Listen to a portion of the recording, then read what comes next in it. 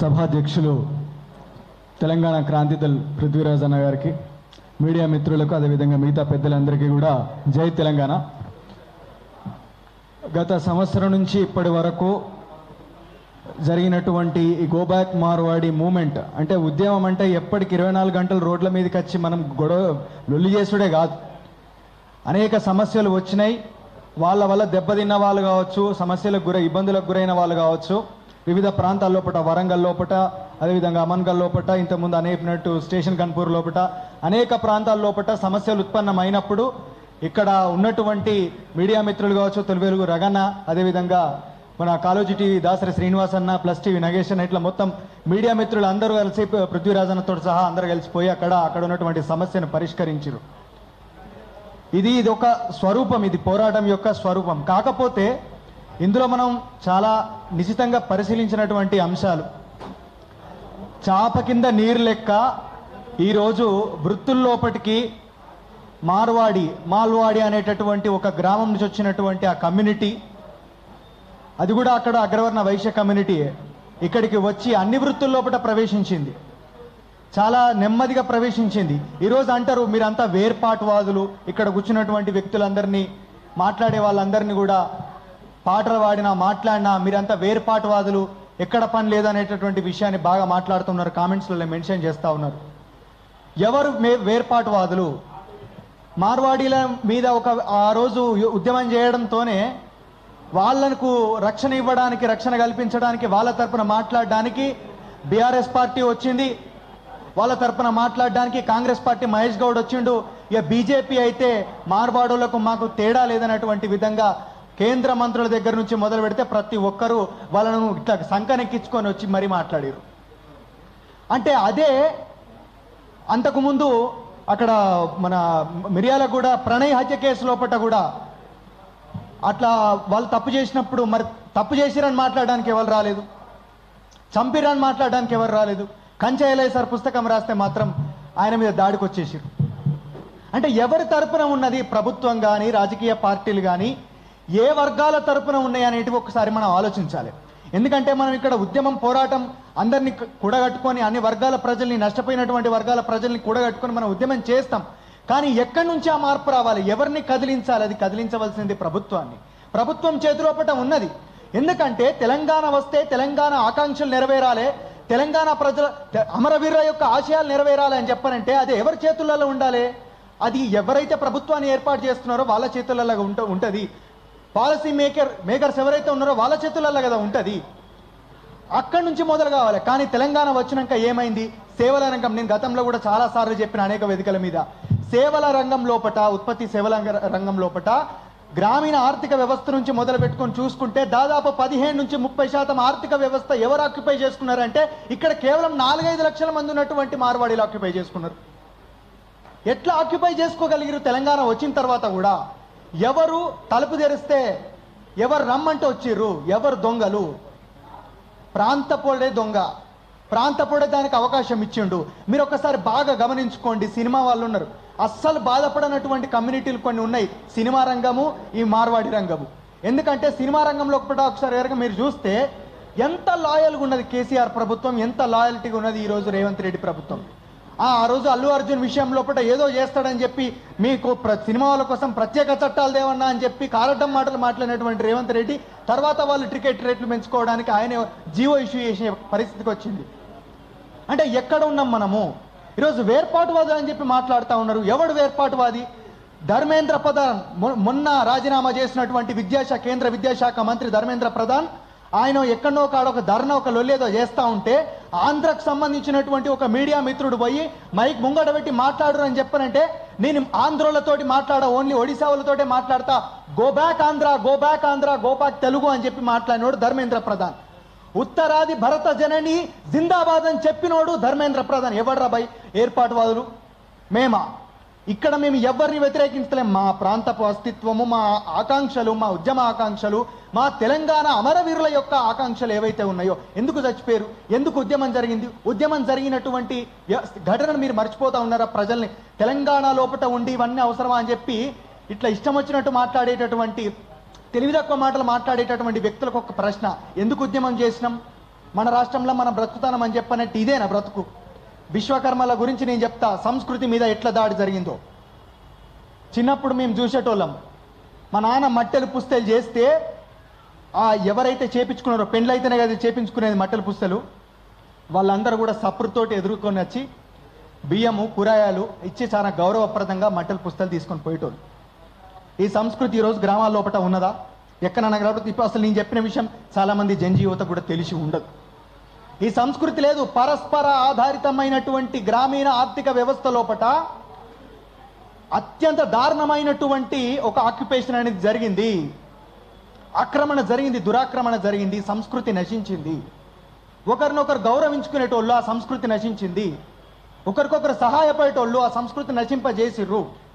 ఈరోజు మనం ఇక్కడ నగరాల లోపలికి వచ్చేస్తే, అప్పుడు మేము కరీంనగర్ కాబట్టి కరీంనగర్ లోపల గ్రామాల లోపల ఆ నగలు ఏదైనా చేయిస్తే బజార్లకు పోయి, అక్కడ కరీంనగర్ లోపల టవర్ చౌరస్తా అని చెప్పని ఉంటుంది, అక్కడ హౌస్లోకి బజార్ ఉంటుంది, వాళ్ళకి టవర్ సర్కిల్. ఆ బజార్ లోపల పోయి చేయించుకునేటోళ్ళు అక్కడ అందరూ కూడా ఉండేది కంప్లీట్గా హౌస్ల వృత్తి పని చేసుకునే వాళ్ళే. ఈరోజు పెళ్ళిళ్ళైనా పేరెంటాలైనా ఎట్లాంటి కార్యక్రమాలైనా వృత్తితోటి ఈరోజు పనిలేదు. చక్కయే జాయలు కాసుకో, లేకపోతే ఇంకేదో పెద్ద షాపింగ్ మాల్, ఈ జ్యువెలరీస్ ఉన్నాయి. ఇప్పుడు ఈ జ్యువెలరీస్ అన్ని ఎవరి చేతుల్లో ఉన్నాయంటే మళ్ళీ గిట్లే ఠాకూర్, మిశ్రా, జైస్వాల్ లాంటి పెద్ద పెద్దోళ్ళ ఈ మార్వాడి బ్యాచ్ చేతుల లోపటనే ఉన్నది. అన్ని రంగాల లోపట, వస్త్రాల రంగం లోపట, అన్ని రంగాల లోపట అసలు మనకు వృత్తులు కూలే, ఉపాధి పోయే, ప్రత్యామ్నాయం లేకనే పోయాయని చెప్పి మనం అంటున్నాం. కానీ దానికి కారణం ఎవరు అని చెప్పనంటే మాత్రం ఇక్కడ ఎవరి పేరు రాసినామో వాళ్ళే. దీని గురించి మనం మాట్లాడితే మనమందరం కూడా దేశద్రోహులం అయిపోయినాం, మనమందరం కూడా వేర్పాటువాదులం అయిపోయినాం, మనమందరం కూడా అర్బన్ నక్సలైట్లు అయిపోయినాం. ఏది మా బతుకు మాకు కావాలి, మా తిండి మాకు కావాలి, అరే మా విశ్వకర్మలు, మా పద్మశాలీలు, అదేవిధంగా కుల వృత్తులు చేసుకునేటటువంటి వృత్తి మీద ఆధారపడేటువంటి అనేక కులాలకు సంబంధించినటువంటి వర్గాల ప్రజలందరూ కూడా బతకాలే, ఆర్థికంగా ఉన్నత స్థాయికి పోవాలని చెప్పి మేము మాట్లాడితే అది వేర్పాటువాదమా, అది దేశద్రోహమా, అది అర్బన్ నక్సలిజమా, ఎట్లయితుందని చెప్పి మేము ప్రశ్నిస్తూ ఉన్నాం. అంతేకాదు ఎట్లా కావాలి మరి? ఎక్కడ బీసీ కార్పొరేషన్లు ఎవి? ఈరోజు తెలంగాణ ఆర్థికంగా ఎదుగుతుంది, పర్ క్యాపిటల్ ఇన్కమ్ లోపల మాది 3వ స్థానంలో ఉన్నది, 1వ స్థానంలో ఉన్నది అని చెప్పి గప్పాలు కొట్టినటువంటి ప్రభుత్వాధినేతలను, గత ప్రభుత్వాలను మేము ప్రశ్నిస్తున్నటువంటి విషయం ఏంటంటే, ఎవని స్థూల ఆదాయాన్ని బట్టి నువ్వు పర్ క్యాపిటల్ నిర్ణయిస్తున్నావు అని చెప్పి మేము అడుగుతా ఉన్నాం. ఎవంది భయ్? నువ్వు ఎవని యొక్క ఆదాయాన్ని బట్టి నువ్వు ఈరోజు పర్ క్యాపిటల్ నిర్ణయిస్తా ఉన్నావు?